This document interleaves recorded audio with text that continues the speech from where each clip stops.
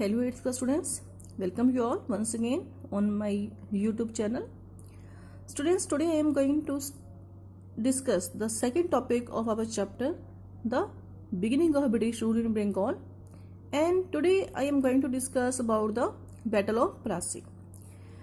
Students, firstly, the Bengal during the 18th century, it was a very much rich province, and it attracted many traders. Many European trading companies were attracted towards the Bengal because it was a rich and wealthy province.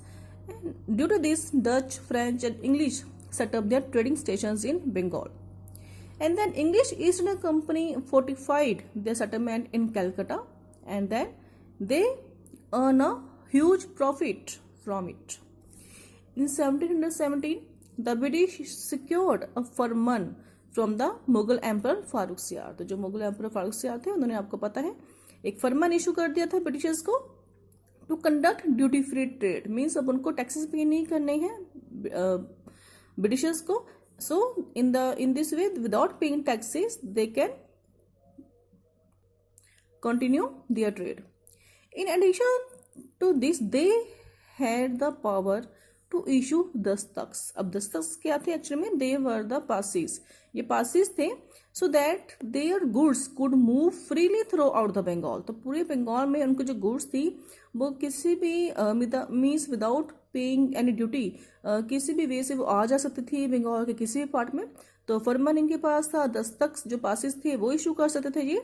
So in this way these trade concessions increase the prosperity of British traders who became very rich and wealthy. तो इस वजह से जो British traders थे वो काफी rich हो चुके थे and they become also wealthy. After this, the dastaks for the company's goods was misused by the company servant.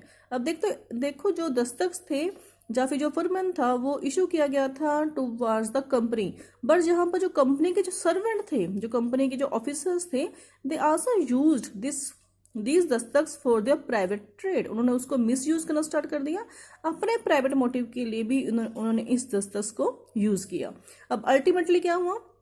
There was a loss of revenue to the nawabs of Bengal. जो nawabs of Bengal को जो taxes आने थे, taxes के form में जो income आनी थी, उसका काफी लॉस हुआ बंगाल गवर्नमेंट को. And then there was a conflict between the company and the nawabs of Bengal. तो यहाँ पर क्या हुआ, उनके बीच में जो प्रॉब्लम्स थी वो रोज अप होनी स्टार्ट हो गई between the company and the nawabs of Bengal. Students, the nawabs of Bengal were firstly Murshid Quli Khan, Shujauddin, Alivardi Khan had opposed the English interpretation the royal फरमान of 1717. तो सभी जो नवाब थे बंगाल के, उन सभी ने इसका विरोध किया जो इनको रॉयल फरमान इशू हुआ था. The company was compelled to accept the authority of the Nawabs in the matter, but its servants trading privately continue to defy authority. अब देखो यहाँ पर जो ऑफिसर्स थे कंपनी के, उन्होंने अपना जो प्राइवेट जो ट्रेड था वो कंटिन्यू रखा और उन्होंने जो नवाब की जो अथॉरिटी थी उसको एक्सेप्ट करने से मना कर दिया. Then Alivardi Khan warn the company officials trading privately to pay और completely lose their right to trade in Bengal. Alivardi Khan ने अब कंपनी के ऑफिशियल्स को कहा कि आप अपना जो प्राइवेट ट्रेड है उसको बंद कर दो और या फिर आप उसके लिए टैक्सेस पे करो, और अदरवाइज टोटली जो है आप अपना जो राइट है ट्रेड करने का बंगाल में वो आपसे वापस ले लिया जाएगा.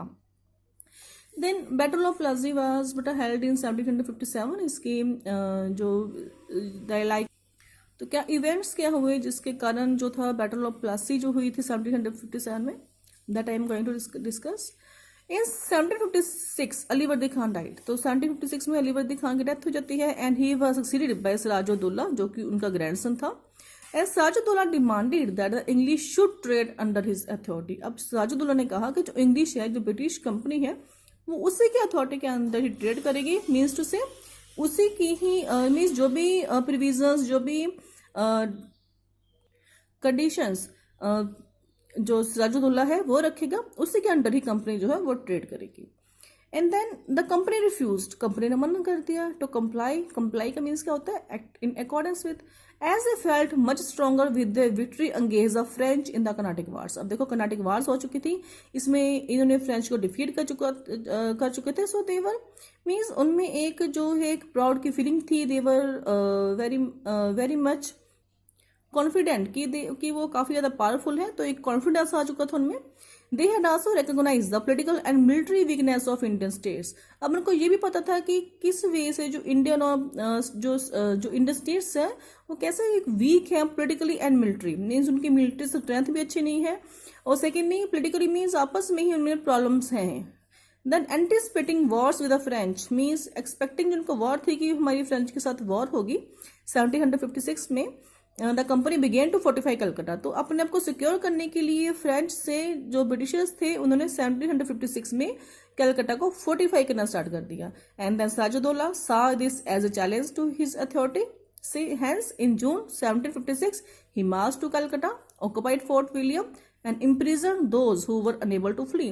तो इसने यहाँ पर मीन्स अटैक किया फोर्ट विलियम के ऊपर, उसको ऑक्युपाई कर लिया, कैप्चर कर लिया गया, और जो ब्रिटिशर्स जो मीन्स भागने में capable means unable to flee means जो भाग नहीं सके वहां से, उनको कैप्चर कर लिया गया, उनको इम्प्रिजन जेल में डाल दिया गया। इन अर्ली 1757, तो उसके बाद 1757 में a strong naval and military force under Robert Clive arrived. तो जो रॉबर्ट क्लाइव के अंडर एक बहुत बड़ी मिलिट्री फोर्स आती है, यहाँ पर नेवल फोर्स और मिलिट्री फोर्स आती है ब्रिटिशर्स की। एंड देन दे रिकंकर्ड कलकत्ता, तो उन्होंने कलकत्ता को दोबारा से कैप्चर कर लिया, दोबारा से अपने अंडर कब्जे में ले लिया। Then he further compelled the nawab to concede all the demands of the English. अब रॉबर्ट क्लाइव ने ये कहा नवाब को कि आप जो दोबारा से आप जो हमारी डिमांड्स हैं उसको आप एग्री करो, ठीक है, आप एग्री रहो, जो भी हमारी डिमांड्स थी आप उसको फुलफिल करो, which including restoring company trading privileges in Bengal and fortification of Calcutta.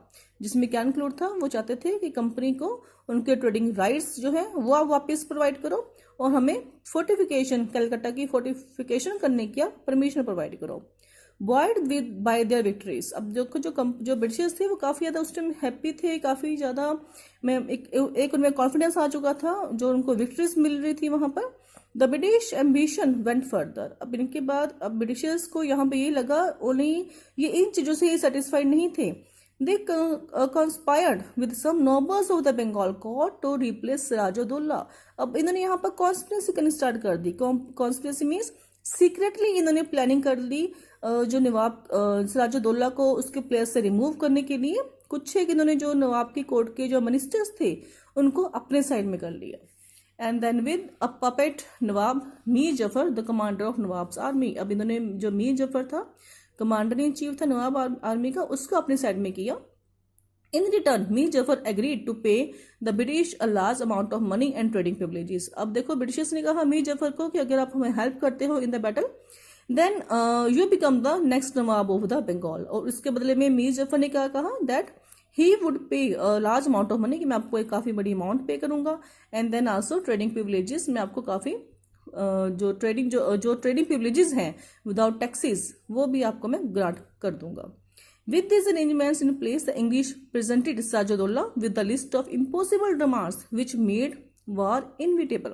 अब यहाँ पर जो इंग्लिश ने ब्रिटिशर्स ने सिराजुद्दौला के आगे इम्पॉसिबल डिमांड्स रखी, जो मीन्स सिराजुद्दौला के लिए पॉसिबल नहीं था उनको फुलफिल करना।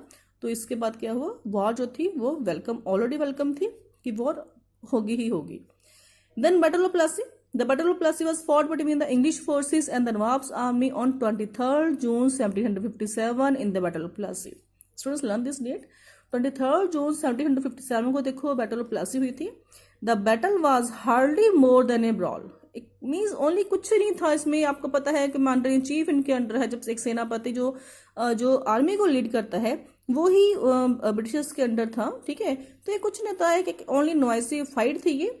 As a largest contingent, largest mean जो इनके काफी ज्यादा जो एक बहुत बड़ा ग्रुप था सेना का, the as a largest contingent of the nawab's army remain inactive under the Mir Jafar's command.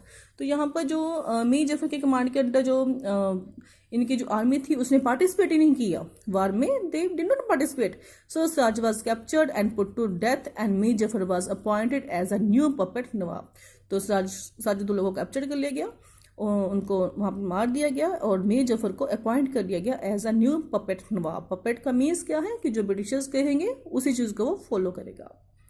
After month the battle of Plassey, अब देखो बैटल ऑफ प्लासी के बाद क्या हुआ। The battle of Plassey mark the beginning of the political supremacy of the English east India company in India. तो ये first बेटा victory थी इनकी इंडिया में, जिससे कि इनका जो पॉलिटिकल जो रोल था वो स्टार्ट हो गया था इंडिया में। Till then the company trade in Bengal was finance through the import of bullion from the England. अब बलियन क्या होते हैं कि गोल्ड और सिल्वर को वो इंपोर्ट करते थे। ठीक है, जब हम कॉइन्स अभी नहीं आए थे तो कॉइन्स की जगह पर गोल्ड और सिल्वर को यूज किया जा रहा है फॉर द ट्रेडिंग पर्पसेस। तो ये इंग्लैंड से मंगवाते थे गोल्ड और silver and from the England. But after 1757 क्या हुआ, बलियन इंपोर्ट स्टॉप्ड, तो इसको बंद कर दिया गया। इंग्लैंड से ये गोल्ड और सिल्वर के कॉइन्स आने बंद हो गए। इंस्टेंट बलियन वर एक्सपोर्टेड, अब यहाँ से एक्सपोर्ट हो रहा है from the Bengal to China and other parts of India. China को, अदर पार्ट्स ऑफ इंडिया को ये एक्सपोर्ट हो रहे हैं and this gave a competitive advantage to the English over the European rivals. अब देखो जो अदर यूरोपियन राइवल्स थे उनके ऊपर भी इनकी कमांड हो चुकी थी इंग्लिश की, क्योंकि इनको यहाँ से काफी प्रॉफिट हुआ। इंपोर्ट करना बंद कर दिया, एक्सपोर्ट करना स्टार्ट कर दिया यहाँ से। The company obtained undisputed right to free trade in Bengal, Bihar and Orissa. अब देखो इनको प्रॉपरली बंगाल, बिहार एंड उड़ीसा से ड्यूटी फ्री ट्रेड का राइट मिल गया था। It received the zamindari of the 24 Parganas near Calcutta. बेटा कलकत्ता के नियर एक 24 परगनास एक डिस्ट्रिक्ट है वेस्ट बंगाल में, तो वहां से भी इनको जमींदारी राइट मिला। A sum of nearly 1,77 lakh rupees was paid to the company. अब देखो ये उस टाइम पर कितनी बड़ी अमाउंट थी, 1,77 लाख रुपीज जो है वो कंपनी को पे किए मीर जफर ने as a compensation for the attack on Calcutta, कि हमने कलकत्ता के ऊपर अटैक किया था तो उसका ही हम आपको कंपनसेशन पे कर रहे हैं। Compensation means like a fine. The English company officials were also paid high amounts of bribes by the puppet nawab. तो यहाँ पर भी मीन्स रॉन्गफुली पपेट ऑफिशियल्स को अपने साइड में करने के लिए नवाब ने उनको, जो कंपनी के ऑफिशियल्स को भी काफी गिफ्ट जो है, काफी मनी जो है वो भी उनको पे की। Thus the Battle of Plassey transformed the English East India Company from a trading company into a political power। अब ये ट्रेडिंग कंपनी से एक पोलिटिकल पावर बन चुकी थी company with the battle of Plassey. अब देखिए नेक्स्ट क्या हुआ कि जब देखो जो मीर जफर था on his throne to the English, जबकि टोटली जो मीर जफर था वो इंग्लिश के अंडर था, but he realize that this was not a gainful bargain, क्योंकि देखो उसका जो ट्रेजर था उसने इतना अमाउंट पे की थी उनके ऑफिशियल्स को, कंपनी को, जो उसका ट्रेजर था, जो मनी थी वो टोटली एम्प्टाइड हो चुकी थी। कंपनी ऑफिशियल्स की जो डिमांड जो थी वो डे बाय डे बढ़ रही थी, वो इंक्रीज हो रही थी। So Mir Jafar soon realise that he could not put up the ever growing demands of the company. अब मीर जफर को लगा कि मैं उनकी जो डिमांड्स को फुलफिल नहीं कर पाऊंगा। So who had almost plunder the riches of the Bengal, जो कंपनी के ऑफिशियल्स थे वो ऑलरेडी जो है बंगाल की वेल्थ को लूट चुके थे। On the other hand, company officials were critical of the puppet ruler who was now failed to fulfill their expectations। अब कंपनी ऑफिशियल्स को भी ये लगा कि जो मीर जफर है वो हमारी डिमांड्स को फुलफिल नहीं कर पाएगा। So the British deposed Mir Jafar को डिपोज कर दिया गया और उसके प्लेस पर उसके जो सन इन लॉ था मीर कसम, he was placed on the throne in 1760 and Mir कसम in return granted the company the zamindari of 3 districts। उसके बाद मीर कसम ने 3 डिस्ट्रिक्ट्स के जमींदारी राइट्स प्रोवाइड किए कंपनी को, that were the Burdwan, Midnapore and Chittagong, and as well as gift estimating to 29 lakh rupees के जो थे कंपनी ऑफिशियल्स को गिफ्ट भी प्रोवाइड किए। So this is all about the battle of Plassey बेटा। Hope you understand it. Have a nice day. Good bye all of you.